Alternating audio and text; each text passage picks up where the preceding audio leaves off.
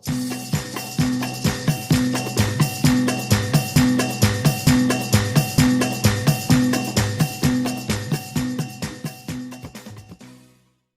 sayang kepada semua dalam nama Yesus yang paling disayangi.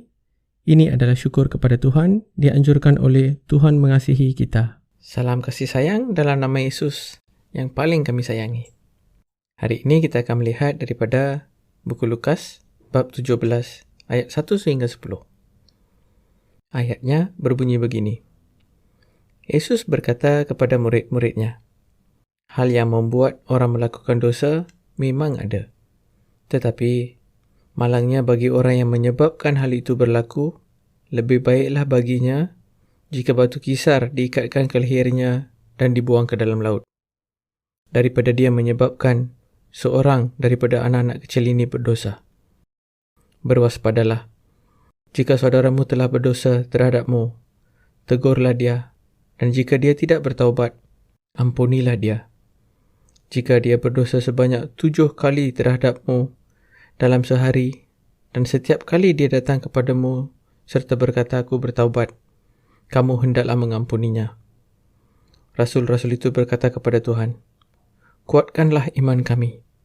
Tuhan menjawab, jika kamu mempunyai iman sebesar biji sawi, kamu akan dapat berkata kepada pokok ara ini, cabutlah akar-akarmu dan tanamkanlah kamu di laut.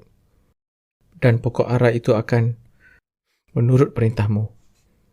Jika salah seorang kamu mempunyai hamba yang membaja atau mengembala domba, siapakah antara kamu akan berkata kepadanya sewaktu dia pulang dari ladang, marilah segera dan duduklah untuk makan? Bukankah kamu akan berkata kepadanya, hidangkan makanan yang tersedia untuk melayan aku semasa aku makan?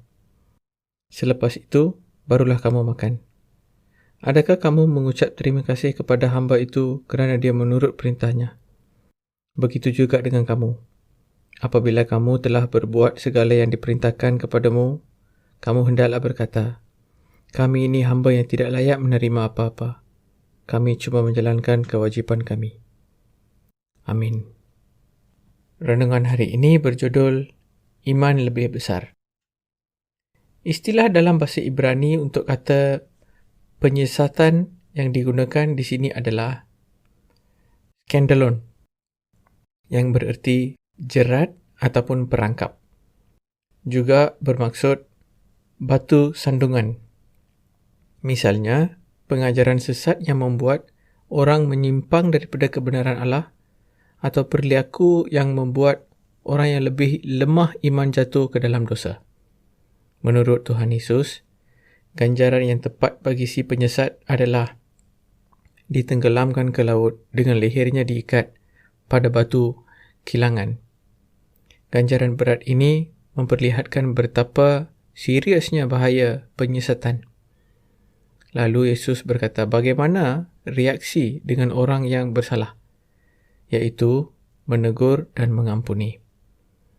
Meskipun orang itu sudah berdosa berulang kali denganmu, itu tentu bukan perkara mudah. Bagi orang yang lebih suka mundur dari realisasi dengan orang yang berbuat salah, daripada harus menegur dia, padahal menegur adalah langkah pertama dari proses pemulihan. Tentu bukan berarti bahawa kita harus menjadi hakim yang menegur setiap kesalahan yang kecil dan selipih sekalipun. Dalam hal ini, yang berlaku adalah sikap sabar dan lemah lembut. Para murid nampaknya merasa sulit untuk mengikuti apa yang dikatakan oleh Yesus. Mereka tidak faham. Mereka ingin menguatkan dari Tuhan untuk memampukan mereka. Itulah sebabnya mereka bertanya dengan bagaimana untuk menambahkan iman. Namun masalahnya bukan terletak pada banyaknya iman. Kerana dengan iman sebesar biji sesawi pun, orang dapat melakukan hal-hal yang besar. Lalu Yesus memberikan gambaran tentang budak yang harus mentaati tuannya, tanpa perlu merasa bahawa ketaatannya harus dihargai. Sang tuan pula hanya hak untuk ditaati dan tidak punya kewajipan untuk berterima kasih ke atas hal itu. Begitu juga, murid yang mentaati Kristus dalam hal mengampuni tidak perlu merasa dirinya hebat. Sebagaimana Allah telah mengampuni kita kerana kita mengakui kesalahan kita dan kemudian bertaubat, demikian pula hendaknya kita mengampuni orang yang bersalah kepada kita. Jadi, pengampunan tidak terletak pada iman yang lebih besar, melainkan ketaatan terhadap firman Allah. Saudara-saudariku sekalian, janganlah kita menyimpan kepahitan dalam hati terhadap sesiapa pun. Marilah kita menunjukkan kasih sayang dan memaafkan segala yang dilakukan oleh orang lain terhadap kita. Amin. Peminat kami yang disayangi, jika anda menyukai program hari ini, jangan malu untuk menghubungi kami di nombor WhatsApp +1 ataupun +1 949 617 6456 dan juga melayangani Facebook kami dengan menekankan butang follow ataupun suka. Terima kasih.